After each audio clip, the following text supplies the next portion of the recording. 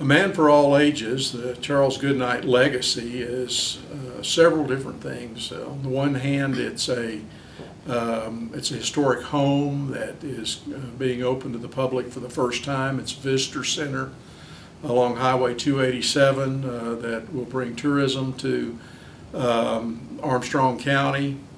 It's an exhibition within this tourist center centering on the life and career of Charles Goodnight. It's also a book on Goodnight written by Byron Price and photographed by Wyman Meinzer, the well-known Texas photographer.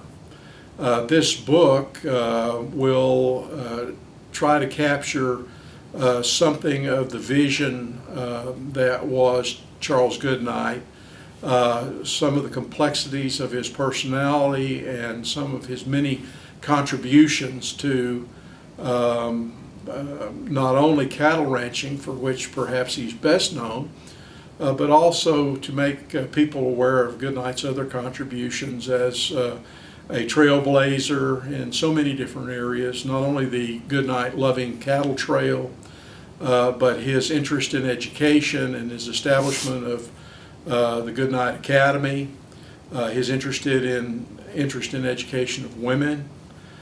He's one of the few men that has a surgical operation named for him. He was a movie maker, made an early documentary movie of his own career and captured some of the only scenes of real Indians, a group of Kiowa Indians actually pursuing real buffalo in the old traditional way, a movie called Old Texas. He was he had an interest in genetics. His breeding of livestock not only included cattle, but also he was even more celebrated breeder of bison, and became well known for that and for the creation of the cattle, which was a hybrid bred bison and bred with cattle. And so Goodnight, to try to capture that in a single book is going to be a real challenge, yet it's really a worthy endeavor, somewhat different from other books that have been written about Charles Goodnight, most notably J. Evans Haley's Charles Goodnight, Cowman and Plainsman, and Laura V. Hamner's The No-Gun Man of Texas, and more recently the William Hagen's book on Charles Goodnight, the father of the Panhandle.